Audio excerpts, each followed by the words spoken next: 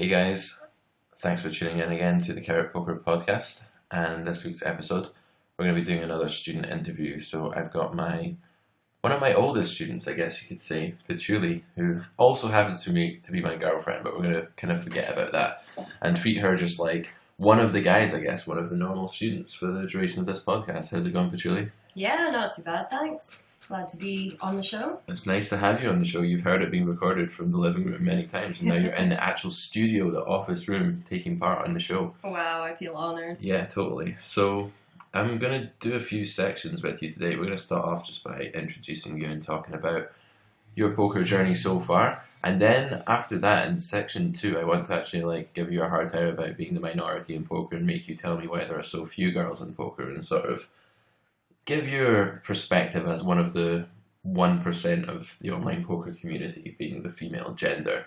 And then we'll talk a little bit about your poker struggle and what you've had, the obstacles you've had to overcome, and see if you can share some wisdom and insight with the listeners of Carrot Poker. So let's start off with a basic question. What do you like about online poker? What's drawn you to this beautiful game? Well, I think generally I love gaming, and poker as a game I find absolutely fascinating. I mean, I like the whole problem-solving aspect of it. You know, you're constantly challenged with different situations. You have to draw on a lot of, what information that you have available and try to find the best solutions. I think I'm attracted to that side of the game, and then online poker simply because, we can maximize volume and things like that. And yeah, I think gaming and the potential to earn money at the same time would Yeah, I was going to ask, because there's obviously a lot of strategy games out there that one could devote their time to, and you've obviously chosen, or maybe had it forced upon you by me, but you've chosen a pastime that can actually make you money. How important is the money factor for you? Would you play poker if there was no money in the game, just for fun? Yes, I think I still would, definitely. I think there are a lot of things in poker outside of the money that still draw me to the game. Mainly this constant challenge of problem solving, things like that I really enjoy.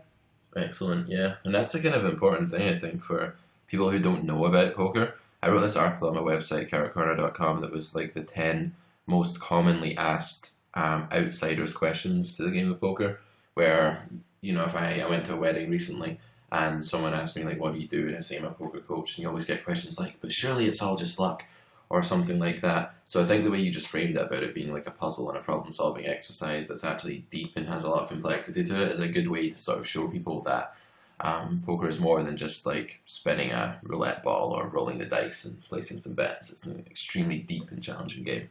So what games do you play in online poker? So at the moment, my main game is 10NL standard tables, but I do mix in some Zoom every now and again at lower stakes, either 2 and 5NL. Cool. What are your experiences with Zoom versus non-Zoom? How do the two compare? Well, I've kind of been going back and forth between the two for a while. So standard tables, I think you definitely have the highest potential win rate, because of things like table selection, being able to play, in position against fish in every hand if you're selecting tables well. Yeah. Zoom, I find very attractive because it's a very dynamic game. So every table, you've got different opponents. You can really widen up your range on really fishy tables or tighten up on more ready tables and things. So you're constantly, and that's the puzzle aspect that's drawing me towards that, is you're constantly having to think in a new situation and work out. In Zoom, yeah. Definitely. And also in Zoom, you can get a lot more volume and stuff, but overall, I think it's not as profitable as standard tables simply because, you don't have position on your fish every hand. It's information as well. I mean, we're gathering info when we play in Zoom, we're gathering info when we play in regular games, and you're going to learn X about an opponent. And this bit of info X that you learn is going to allow you to make some money in the future from that opponent by making exploitative deviations from a standard game that you would normally play in Zoom, right? So it's not just that you get to choose your god seat on the fish, but I think it's also the other part of the equation is that when you learn something that you can use to play exploitably against a player and make more money from them, you're not going to get the opportunity to do that very often in Zoom. Like, say the player pulls 800 people in the end of that session, for the rest of your session after you've learned X important piece of info, you might get one or two opportunities to actually be at the same table with that player. Whereas when you learn X at regular tables, you're going to have another 100 hands with that guy in the exact same position you're in right now. So I think it's exponential how much more you can exploit people in regular tables. It's not just like a small deal, and there's many layers to that. So I totally agree that I think regular tables are a better choice for most people. Maybe not everybody, but for most people. I spoke about that in the last episode, actually, I think, or the one before. So I'll move on for now. Let's talk about, you've been playing poker since, was it 2011? 2012? That's right, 2011. So how have the games changed? This is now 2015 summer. How have the games changed in the last 4 years? Well, so I made my way up to 10NL probably by the end of the first year that I was playing. So I have an idea of 10NL basically over the past, say, 3 years. And I would say the games haven't changed all too much. I wouldn't think. The regs have gotten maybe slightly better. There are things that you see today, for example, like min opening the button, that you would never, ever, ever see 3 years ago. But it's really just small improvements. Overall, I would say the regs are probably still about the same standard as they were back then. I can't speak about higher stakes, but certainly at 10NL, I don't think it's changed all too much. So maybe their thinking power hasn't really improved. They're still like as bad or as good at poker as they were back in the day, but the conventions, maybe you would say, have changed, like for the better. Like knowledge within the poker community has become more common and more readily available, and so, you know, people figured out at 100NL a few years ago that min opening the button against people who either 3-bet or fold a lot is like really good, and eventually that kind of info trickles down, I suppose, into the population of 10NL regs. They might not understand fully why it's good, but they know they should min open the button. So just in general, with information just ballooning and just becoming way more accessible, the games are getting tougher, but it doesn't mean that your opponents are any better at actually thinking for themselves about poker, I suppose. Exactly. That's a good way to put it. Yeah. So do you think that these games are still pretty beatable? Like, they're more aggressive, certainly, than they used to be, right? Like, more aggression pre-flop, post-flop? Yeah, I would say so, a little bit. I would definitely say that they are easily beatable, certainly at 10NL standard tables today. I think it's, you know, basically you just need to kind of pay attention when you're at the tables, try to get reads on people, and you know, try to make the best decisions that you can with the information that you have. And at 10NL, I feel like, you know, your sort of average reg is still not, as you said earlier, you know, really thinking on the highest level. And I think on average, you know, it is still a pretty beatable game. Yeah. I mean, I used to find that my students hit a ceiling at like 50NL, where they got to 50 the limit, and they found it really difficult to get past that to 100, and then beating 100 was even harder. These days, I feel like people actually hit this barrier at like 25NL, maybe even 10NL. So I think it's just a case of the conventions are better, so there's less free money just by doing things in really common spots other people aren't doing, like the min opening the button against the right people, for example.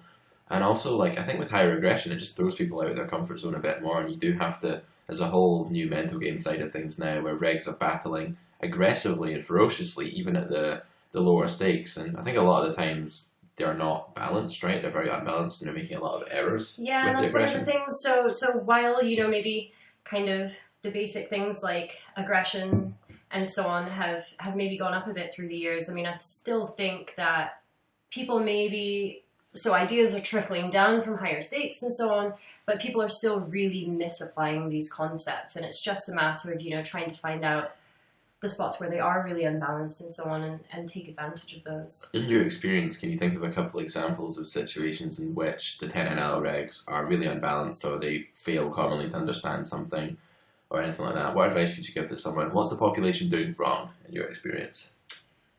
So I think probably one of the biggest ones is 3-bet bluff ranges, particularly in the blinds. I think people really aren't selecting hands very well, and then tend to be very uncomfortable post-flop being out of position.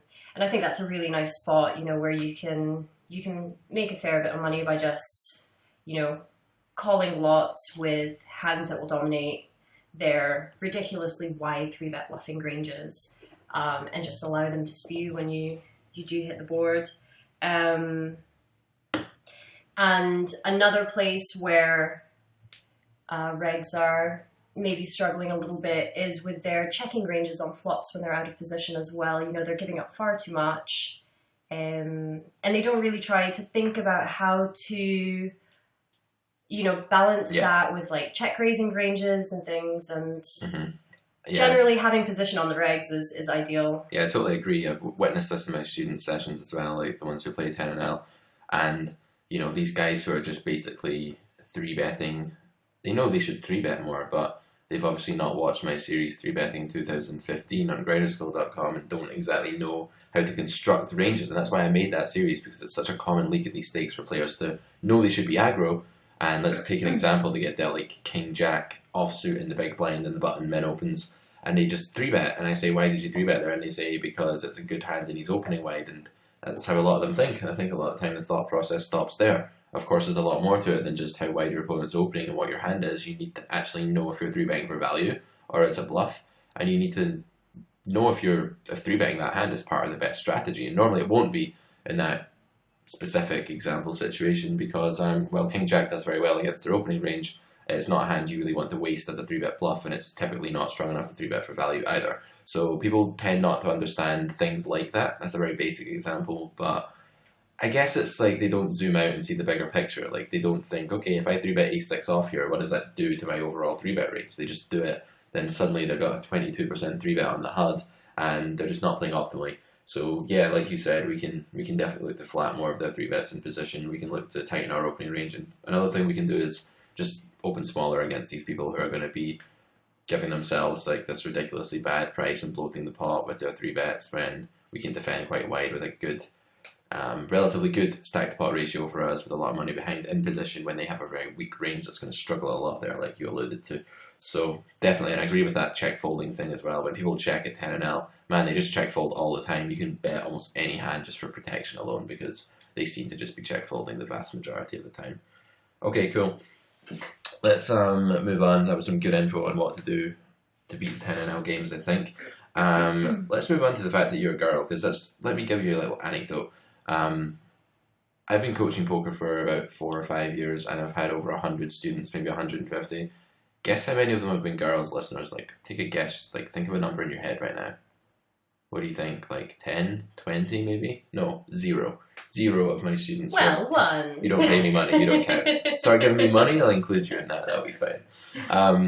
So the only student that I've had as a girl is my girlfriend, who's on the show with me right now, and you're a student of mine because I got you into poker and showed you the game, right? Yeah. Whereas, what about these girls who are like you, who might never have discovered poker if it wasn't for meeting a guy who was a poker guy? So, I don't know, would you have discovered online poker otherwise? Let's start at the beginning, what were your preconceptions about poker, online poker specifically, before you met anyone who played it and got introduced to it?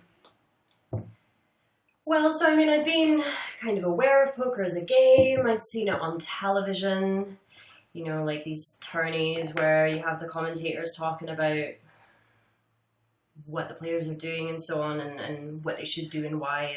And generally it was... Or back in those days, you probably had the commentators just saying, he should race for info. He must know where he's at. And that was their understanding of the game. Yeah, we're talking like pre-2000 and... The Dark Ages. 5, maybe. Stone Ages, Late Night Poker, Channel 4, Jesse May. Yep. So, I was aware that, it was a game of skill, that, there was more to it. It was a much more complex game than just standard sort of gambling games. Yeah. But I think the fact that it was gambling, kind of put me off from the very beginning. Just given my background and things, gambling has always been unacceptable in my culture and my family and stuff like that. What's your culture? Why is it unacceptable? So I come from a rather sort of conservative background. I grew up in a Muslim country and my family is half Asian and stuff like that. And generally, gambling is really looked down upon and not accepted. And also, I think just kind of like with my friends and things like that, nobody ever did it. And I always had maybe a slightly negative view of it. And I think although I viewed poker positively, simply because of this gambling aspect, I probably wouldn't have considered getting into it. However, if I did become aware of kind of the complexity of the game, of the fact that it's beatable and so on with skill, I could have been drawn into it, certainly. Right, so you maybe saw something like blackjack that you could gain an edge at, but is probably not feasible due to the sheer amount of luck in the game or something That's like it, that. yeah. I didn't think that maybe the skill edge could give you such a potential win rate. What about these days? Do you think that given online poker has exploded in the last decade that people are more aware that the skill in the game in your experience? What about, like, let's take like your female friends in life, for example, since we're on the topic of girls in poker. How do they view the fact that you play poker? Yeah, they view it positively. But then I guess you surround yourself with similar people, so maybe that's not the best sample. That's it. Yeah, I can't really speak for kind of your average female, maybe, but well, that's why you're here. You're supposed to speak for every female in the world. Like, why else would you be on the show? Come on. Represent. Right. So, okay. Let's move on to another question then. I can't read my own writing in my preparation sheet. That's not very good, is it? So why do you think that, that's fair enough, people from, Muslim backgrounds or whatever, from conservative cultures, conservative families, I wanted to ask you something first about, you said poker you thought it was like gambling. In what way, I guess, do you think now that you know about online poker, do you still think that it's gambling? Would you still say it's gambling? Would you say it's a special type of gambling? Or is it just a game of skill with luck in the long term?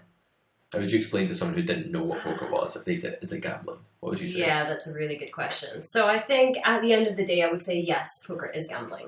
You are playing for money. Regardless of whether or not, you've got a skill edge or whatever, I would say, I would be quite black and white about that. It is gambling, and I think we need to accept that we are involved in a gambling game, and that will affect kind of the environment in which we are putting ourselves in. So, like, for example, I've really been quite irritated with PokerStars recently because they're introducing more and more features into their software which are just pure gambling games, like betting on sports and casino games and things like that, which I think is a real shame. And I think poker players today have to be much more careful, that you don't want to run the risk of, if you're tilted, be like, well, fuck it, I'll just go play some roulette now. Or, I think it's becoming more and more challenging for us. And I think we have to accept that we are in a sort of gambling environment. We need to be aware of what that means and what the effects could potentially be on us. And we really need to work on our discipline, which should hopefully be one of our major traits or strengths, hopefully. Well, it kind of has to be as poker players, doesn't it? If we don't have discipline, then we're in such a volatile environment where there's so much luck and so much emotion involved with gambling in the short term that if we don't, we're screwed, we're in a bad spot. So absolutely, that's a mandatory trait, I think, of a poker player. Yeah, I think you're right. I mean, I think that when you just look at the black and white of it, if I get pocket aces in pre-flop, I have 80% equity against a smaller pair or slightly more. I'm still going to lose sometimes, so I'm still, however you want to talk about it, I'm still committing $50 or $100, knowing that sometimes I will lose that money and sometimes I will win. So regardless of, and that's an extreme case where we have a huge edge. Normally our edge in poker is like a few percent, right? So obviously I think you do need to accept that it's a form of gambling, but it's a form of gambling that you can actually win at. Just as if you were really good at sports betting, that would perhaps be feasible too, but a bit less so. But yeah, I agree with you, and I think that there's nothing we can really do to stop the bad press of poker in these sort of cultures and communities where gambling is looked down upon, because while we might have an edge at it, you've got to think as well, the average player who just logs on to play recreationally doesn't, and so for him, poker is pure gambling against the odds, just like playing in a casino would be as well. So it very much depends on how seriously you take the game. So yeah, it's an interesting question. We'll explore that more in future episodes, the sort of gambling element to poker. So you mentioned that you specifically as a person, not as a girl, but as a person, were sort of put off the idea of poker due to your upbringing, culture, and just the way it was viewed in the community in which you grew up. But that doesn't really explain the fact that I've never had a female student who's paid me for lessons when I've had like easily over 100 male students. What do you think is going on there? Do you think it's a natural thing? Like just the gender? Just naturally girls aren't as inclined to be poker players? Or do you think it's something to do with like in society? What do you think causes that?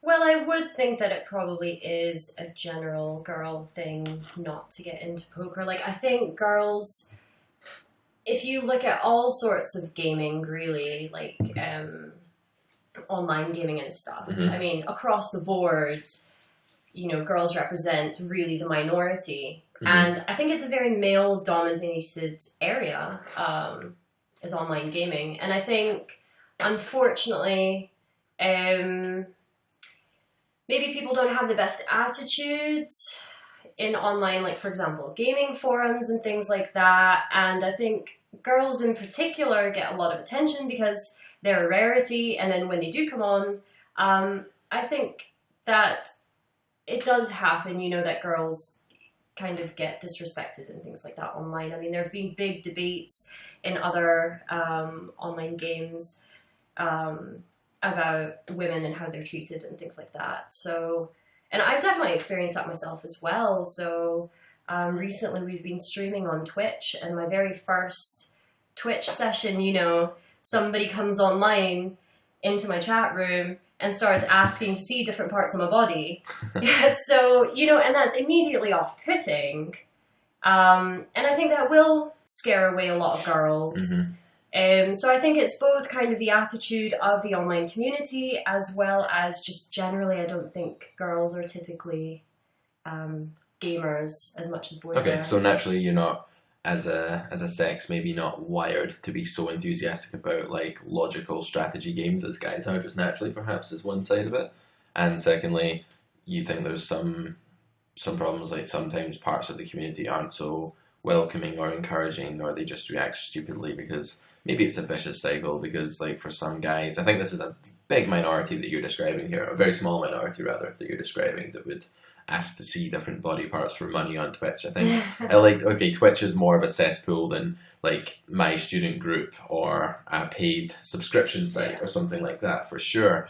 But I'd like to think that's a small part of the community, but perhaps it's a vicious circle in that there are so few girls in poker that when one does come along, suddenly it has to become this really big deal to people, and that's kind of off-putting, like, oh my god, a girl in poker, let me see your back, for it was your back, he said, I think, right? Yeah. Not even like the most promiscuous part of the body, but still, maybe a language barrier going on there, but, you know, let me see your back for $40.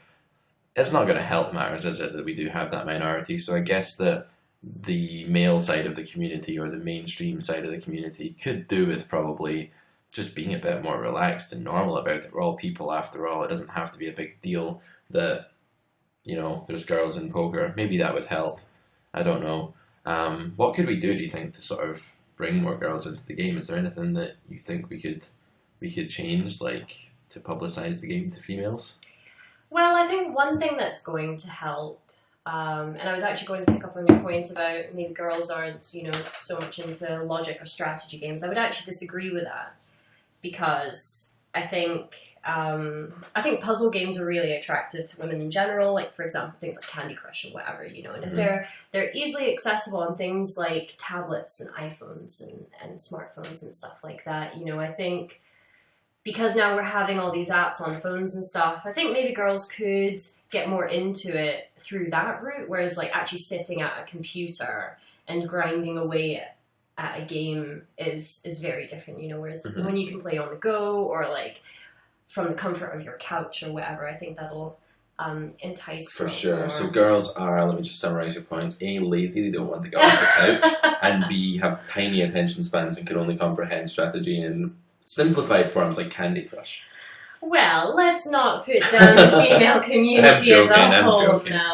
Of course, I'm kidding. I'm just twisting your words. I think as well, and I forgot to mention that earlier, is that, so for example, with poker, you know, you really need to work on your game, and something that really helps is going onto these, you know, forums and stuff like that to discuss your approach and stuff like that. And also, I think my general experience of online forums is when it is so male dominated, and I think there's a lot of ego and stuff involved in poker as well, for sure. right? I mean, poker players like to think that they're right, and I think there's a lot of dick waving and stuff, and I think that's another thing that can put a lot of girls off, if they get intimidated by this sort of aggro debates that are going online, and I think generally if we're more sort of welcoming and treat people equally and all of these things, I hate to sound like, one of these new age feminists, sort of hippies, but yeah, definitely, I think that would make a huge difference. No, for sure, I totally agree that it shouldn't be a big deal that girls are in the game. It should be something that's welcomed and encouraged, and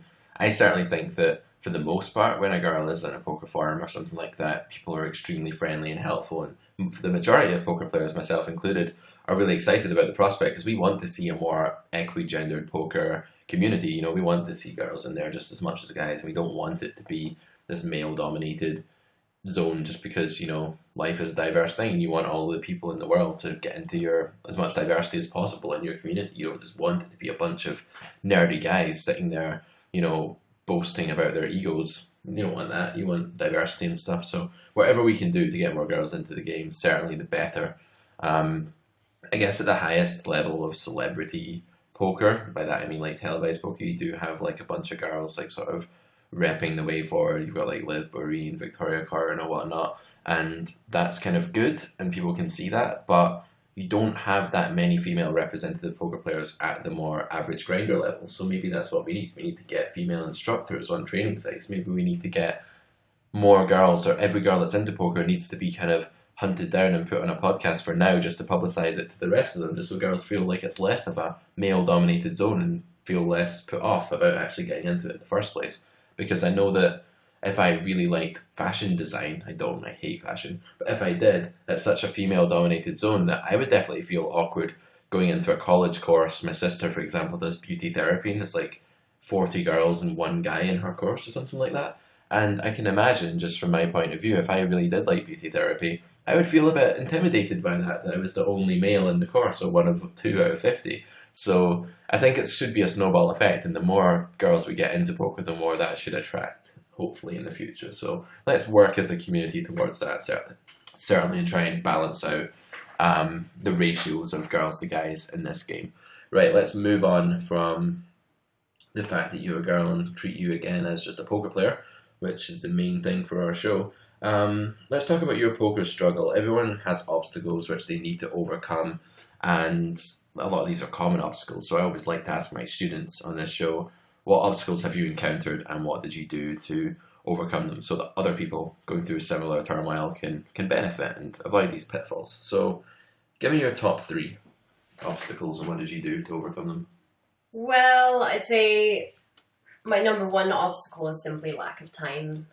I think I've got a lot of other things going on in life, as most of us sort of more recreational poker players have. Sure. We've got jobs on the side and lives, social lives that we need to maintain and stuff like that. There's simply not very much time for poker. And because of that, my second biggest obstacle would be the fact that I've taken really long breaks from poker, where I've simply decided, right, I do not have time to dedicate towards studying the game, and I realized that I really needed to work on my game, and that would require a lot of my time, and so I dropped it entirely.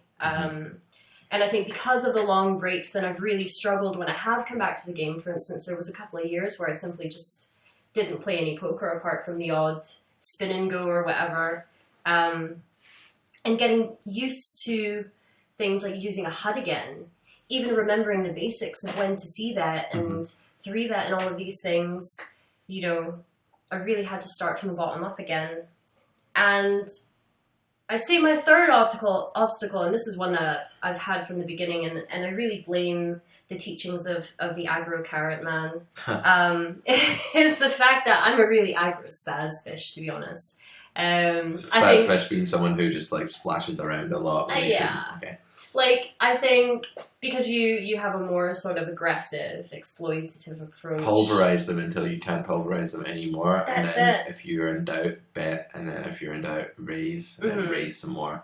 Well, I think I've always been really attracted to your more aggressive strategies. And then I've gone and completely misapplied them at the tables. And this is always the danger. And I think I cost people, if they don't hire me for coaching and they just kind of passively watch one of my videos where I'm in a more aggressive mood or the table is, is suitable for me to be playing really aggressively on, it can be the case that they don't fully understand what I'm saying, and then it's kind of monkey see, monkey do, and they apply it in completely the wrong spot where it's actually really minus EV to be aggro in that spot. This is a danger, which is why when people hire me as a coach, it's fine because I can sort of go into it and explain the actual factors that go into the decision, make sure they understand fully what's going on. This is always the danger of like watching videos and just taking things at face value. So I think there's a deeper lesson there, which is be active when you're watching videos, ask questions, and make sure you understand the true nature of the spot before just applying it in your own game.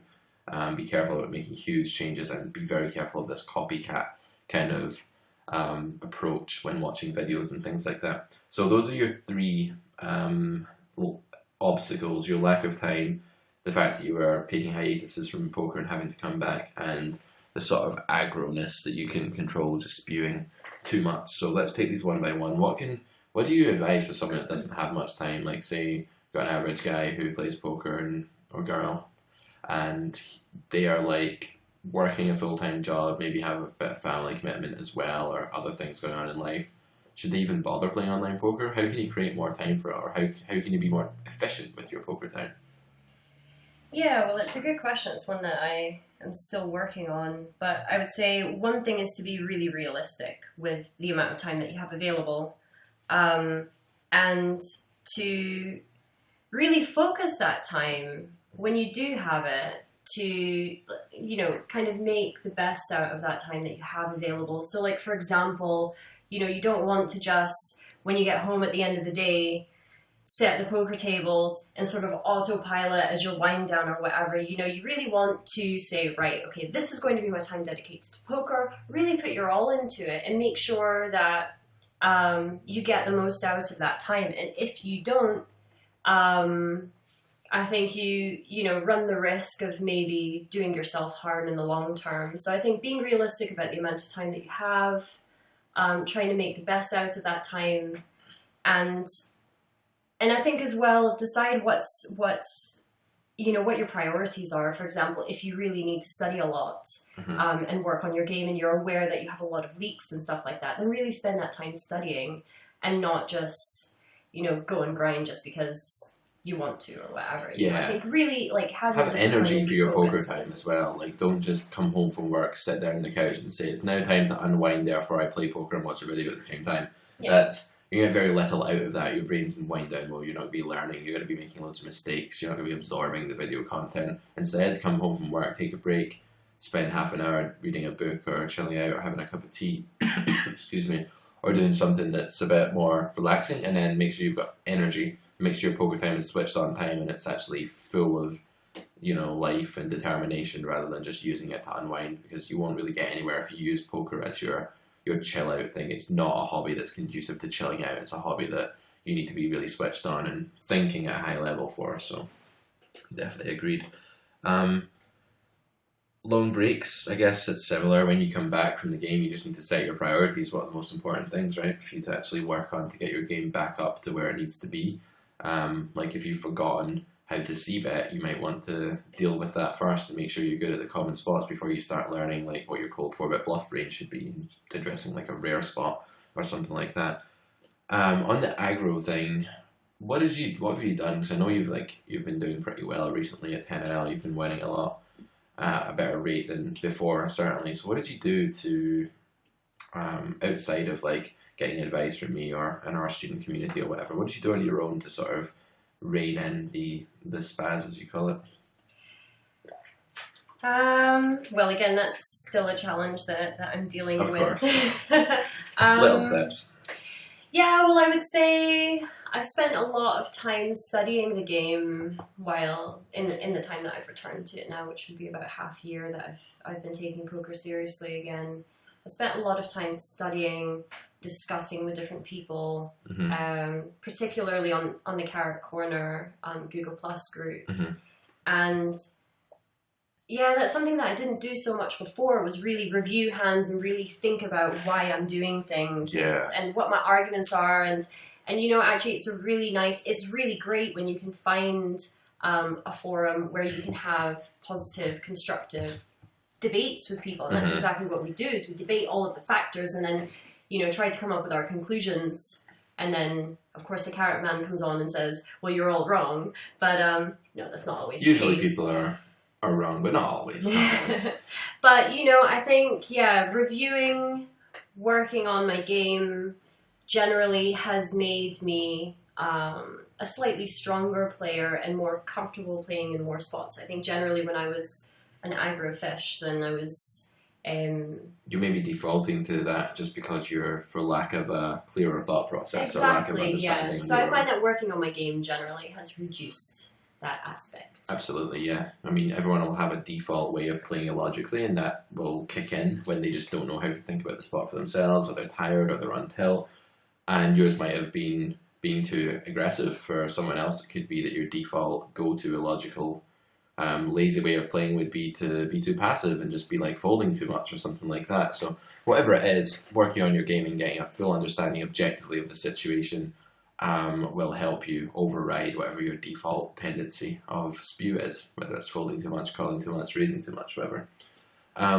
Just one final point, like you said, on the group. I think it's a good community as well, because we teach a very sort of direct, helpful, objective approach. So when you post a hand, you know you're going to get good feedback, you know you're going to get detailed feedback, and no one's going to come on and say, lol, fold flop, lol. This is not going to happen on our forum, because I'm going to like take them and slap them about a bit and then like kick them out of the group for a week before I let them back in. Not really. But we're trained to help each other in a good, objective way. I think that's so important. I wish more forums could be like Carrot Corner. And you know, this is not a public forum, unfortunately. It's only for my students right now, but who knows, maybe in one day in the future we'll make a public forum or whatever. But I think it's the best approach. Like, poker communities need to be that way, and we need to sort of have a zero tolerance attitude for the people who are just disruptive, unhelpful, mean, aggressive, ego bullies or anything like that, basically, because it's not a good learning environment, and it's going to put people off. It's going to put, going back to the girls in poker thing, if a girl comes in to a poker forum and just sees all these guys calling each other every name under the sun, it's just a horrible environment, and no one wants to be in that environment. So if we want to welcome more diversity into the game, I think we need to improve that as well. The cat is crying outside the door, which is our cue to feed the cat or give the cat attention and wrap up this episode of Carrot Poker. Petulie, thank you very much for coming on the show. It's been a pleasure having you here, and we'll have you back on in the future to have some more of your wisdom. And to you listeners, I'll be back in a week's time. These podcasts will become more regular. I'm going to try and release them on a Sunday every week. They'll be coming out Sunday. So check on iTunes, check on YouTube. You might also notice there's a little discrepancy right now on YouTube, if that's where you're watching this, where I have episodes 1 and 2 and then it suddenly jumps to 5 and onwards. That's because I've not converted the early ones, which I didn't make video files for, into YouTube vids yet, but I will be on the case with that soon. Anyway, thank you for watching or listening, and I'll see you guys on the next one. Do check out my website at www.carrotcorner.com, and you can email me there if you're interested in asking anything about coaching at admin@carrotcorner.com. Alright, see you guys in the next one. Good luck at the tables. Run good.